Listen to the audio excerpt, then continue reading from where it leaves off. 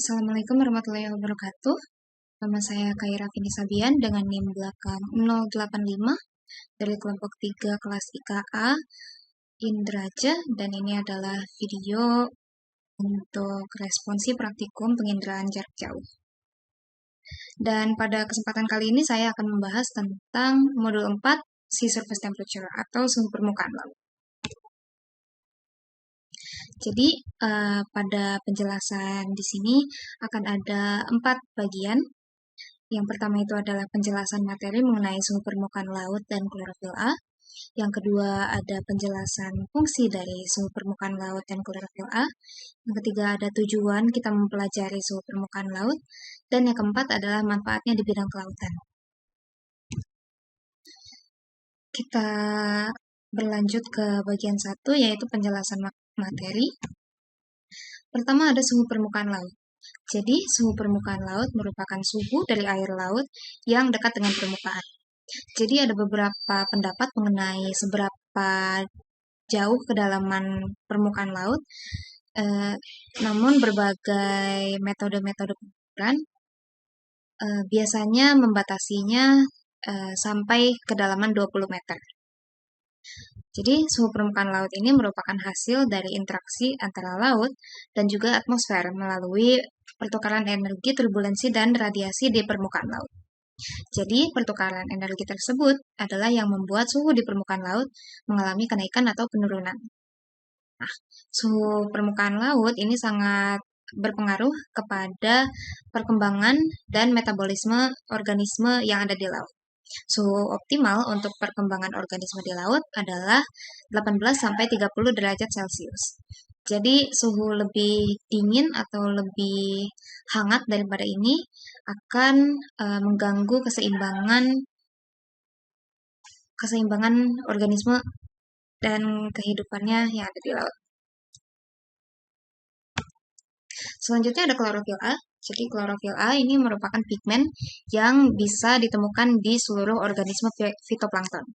Jadi klorofil A ini adalah merupakan pigmen yang dapat melakukan proses fotosintesis.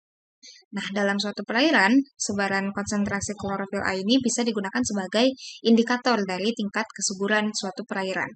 Jadi semakin banyak klorofil A yang ada di perairan, artinya semakin banyak fitoplankton yang ada di perairan, yang artinya daerah perairan tersebut berada di tingkat kesuburan yang tinggi. Nah, suhu permukaan laut dia bisa mempengaruhi konsentrasi klorofil A karena laju fotosintesis akan meningkat bersama dengan naiknya suhu perairan. Next, kita ada pengaruh upwelling terhadap suhu permukaan laut.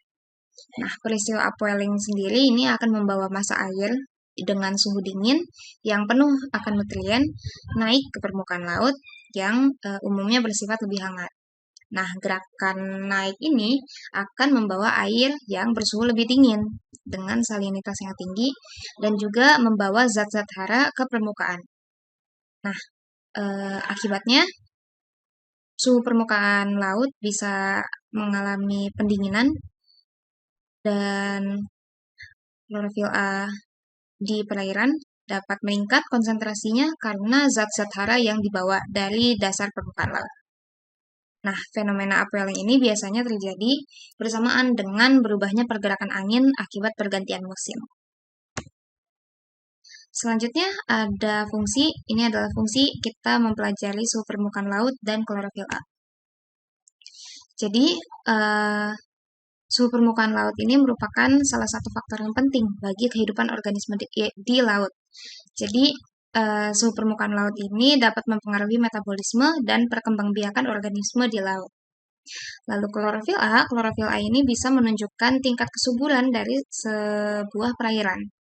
Nah, perairan dengan klorofil A yang melimpah bisa menjadi tempat yang cocok untuk organisme laut untuk mencari makan.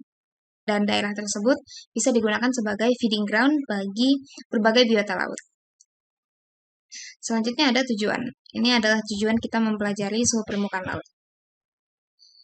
Untuk suhu permukaan laut, kita mempelajarinya untuk mengetahui hubungannya dengan atmosfer di bumi dan dampaknya terhadap iklim, atau dampak iklim terhadap suhu permukaan laut. Lalu klorofil A, kita mempelajarinya untuk mengetahui manfaatnya bagi kehidupan di laut dan persebaran kehidupan organisme di laut akibat persebaran konsentrasi klorofil A. Lalu terakhir ada manfaatnya di bidang kelautan. Jadi untuk suhu permukaan laut maupun klorofil A, kita dapat memanfaatkannya terutama di bidang kelautan. Pertama, untuk mengetahui feeding ground dan persebaran biota laut, karena klorofil A dengan konsentrasi tinggi biasanya menarik banyak organisme laut untuk berkumpul di situ dan mencari makan. Lalu yang kedua, untuk memahami perubahan pola iklim global. Lalu yang ketiga, untuk memonitoring dan untuk memprediksi perubahan cuaca dan iklim. Lalu yang keempat, untuk memonitoring ekosistem laut dan biota di dalamnya. Lalu yang terakhir adalah untuk melakukan pengamatan terhadap pergerakan suhu dan arus air laut. Baik, sekian presentasi yang bisa saya berikan.